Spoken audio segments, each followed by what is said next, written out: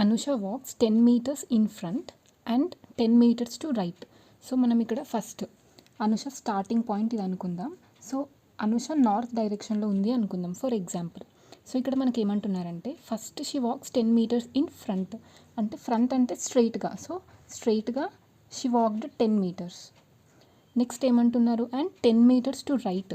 So తను ఈ డైరెక్షన్లో ఉన్నప్పుడు తన రైట్ ఏమవుతుంది, సో ఇది రైట్ అవుతుంది కదా, సో రైట్ టర్న్ అయ్యి 10 మీటర్స్ వాక్ చేసిందంట.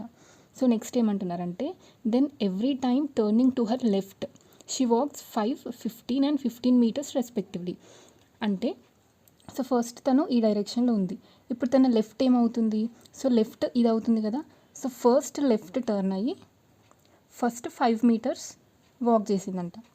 సో నెక్స్ట్ ఇక్కడ మనకి ఎవ్రీ టైం అన్నారు, సో నెక్స్ట్ కూడా మళ్ళీ లెఫ్ట్ టర్న్ అవుతుంది.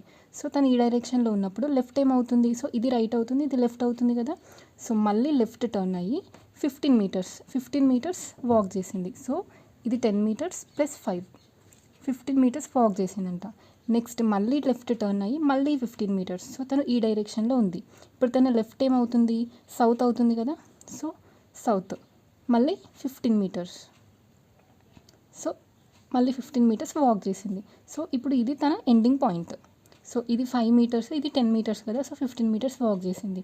సో మనకి ఇక్కడ ఏమడుగుతున్నారంటే how far is she now from her starting point అని అడుగుతున్నారు.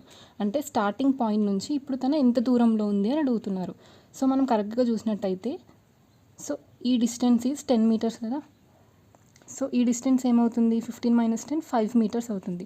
సో ఈ డిస్టెన్స్ సేమ్ కదా, సో 5 మీటర్స్. అంటే తన స్టార్టింగ్ పాయింట్ నుంచి 5 మీటర్స్ దూరంలో ఉందన్నమాట. So option D is the right answer.